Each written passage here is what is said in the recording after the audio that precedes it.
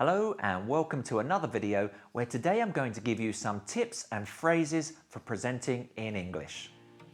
Hello, my name's Dan and welcome to One Click Class where we teach professional English. Please hit the subscribe button down below for more videos like this in the future.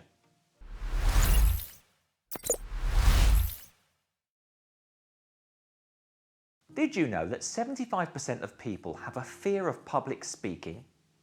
Most of us will have to give a presentation at some point in our lives, so for many of us it can be a bit daunting, but it doesn't have to be a complete nightmare.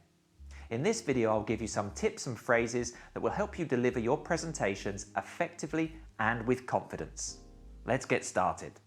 So tip number one is make your introduction interesting. An interesting introduction can get your presentation off to a flying start and help you build engagement with your audience. Here are a few ideas. Open with a provocative statement. Men deserve higher pay than women. Climate change is good. Maybe not that provocative, but I hope you get the idea. Create some curiosity. A little over 20 years ago, I did something I regretted, something so shameful, or perhaps give some outrageous or improbable statistic.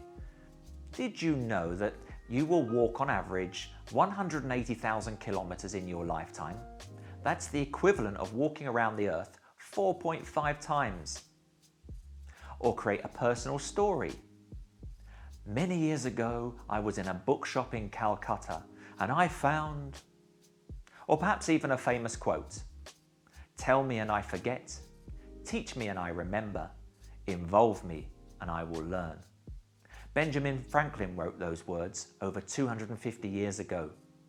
Remember though, whatever you say in your introduction, you need to make it relevant to your presentation. You can't just come out with a provocative statement about gender, for instance, and then talk about new changes to your company's IT infrastructure. Number two, introduce yourself and your presentation. So obviously, how you introduce yourself will largely depend on whether you know your audience and they know you.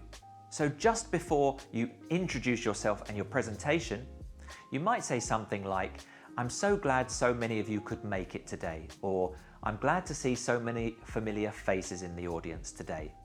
I'm really pleased to see so many of you could be here today. So your personal introduction will look something like this. Hello, good morning, good afternoon. Hello everyone, my name is Dr. Henry Jones and I'm a professor of history specialising in ancient civilizations at the University of Edinburgh. Or for those of you who don't know me, my name is Roger Evans and I work in the business development team here at Foco Designs. Before we get started, allow me to introduce myself. My name is Dr. John Payne and I'm a cardiologist at the University of Glasgow. So once you've introduced yourself, it's then time to introduce your presentation. So today I want to focus on three main points and get you to... The reason why I'm here today is I'll be dividing my presentation into two key areas. Firstly, and then, I'm here to discuss the changes, and you might also want to state the benefit to the listener of your presentation. So I hope at the end of the day, or I hope by the end of the presentation, you will be able to, or you will have a better idea of, you will be in a better position to, you'll be encouraged to, you'll be persuaded. You might also want to consider letting the audience know just how long the presentation is likely to take if it's not already known.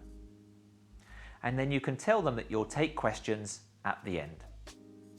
Another tip is to slow down and take pauses. Many years ago, I was at a conference in Seville where the speaker was giving a presentation. The auditorium was packed with hundreds of people waiting for the talk. However, not long after the presentation started, the speaker completely froze. They lost it. They started hyperventilating in front of everybody. It was a complete disaster. And I don't think there was anybody in the room that didn't feel sympathy for her, because we all know that we could have been in a similar situation. And when we are anxious, we tend to exhibit physical stress symptoms such as sweating. but we also tend to speak faster. So making a deliberate attempt to slow down is likely to help us articulate more effectively. Using pausing is a deliberate tool to help you slow down. The more effective you articulate, the more confident you will become. And the more confident you will become, the more popular you will be with your audience. Apparently, presentations are 38% your voice, 55% non-verbal communication, and only 7% effective because of your content. So another tip now, I'd strongly recommend that you take advantage of tools such as slides, graphics, visual aids, or prompts, and make sure they are interesting and relevant. These resources won't only add a spark to your presentation, but they'll also give you a chance to take a break from speaking. If you're really struggling with your English and you can see that your audience is not fully engaged with you, you can use the visual material to reanimate them. Now let's have a look at signposting. As you move through your presentation, you'll need a way of guiding the audience, summarizing what you've just said and letting them know what's about to come. We call this signposting. Let's have a look at some examples. Introducing a topic. The subject of my topic today, the subject of my talk today, I'm going to talk about. My topic today is. My talk is concerned with. Presentation overview. I'm going to divide this talk into 4 parts. There are a number of points I'd like to make. I'd like to begin with. I'd like to start by. Let's begin with, or let's start by. First of all, I'll then go on to, then, next, finally, lastly, finishing a topic. Now we've looked at, so that covers introducing another topic.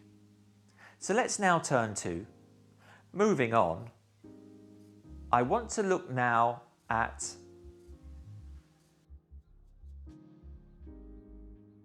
using graphs and charts. As you can see, the graph clearly shows that from 1991 to giving examples. A good example of this is, to illustrate this, I think this can be best illustrated using analysing a point and giving recommendations. The significance of this is, let's consider this in more detail. So what does that mean for? Let's look at this point a bit more closely. Reminding your audience, as I mentioned earlier, coming back to my main point, common knowledge. As you probably know, as many of you will already know, paraphrasing. In other words, to put it simply, to put it in simple terms, now if you forget something important during your presentation, you might say, let me add one more thing. I'd like to add something to a point we discussed earlier. Let me return to an earlier point for a second. Summarizing and conclusions. So that brings us to the end of today's firstly, then, after that, finally. Before I go, I just want to say, we can sum up by, to sum up, to conclude, to wrap things up.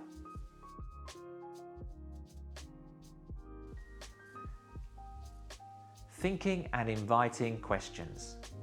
I'm happy to answer any queries or questions you might have. Does anyone have any questions or comments?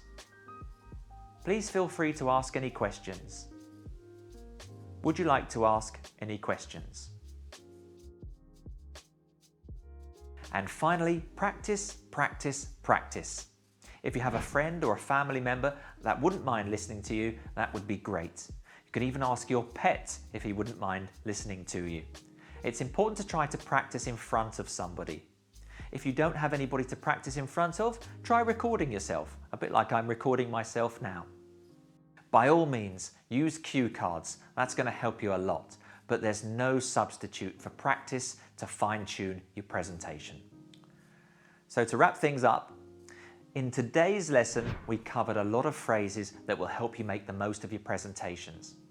We looked at ways of introducing yourself and your presentation, and we talked about the kinds of language you might use to make your presentation more interesting. I suggested slowing things down and pausing as a way of overcoming nervousness and helping you engage with your audience more effectively. And finally, we looked at the concept of signposting, key phrases you can use to help you move throughout your presentation more smoothly. So before I go, let me just say a big thank you for your time today, and if you found this presentation useful, please hit the like and subscribe buttons on your way out. Thanks very much. Bye for now.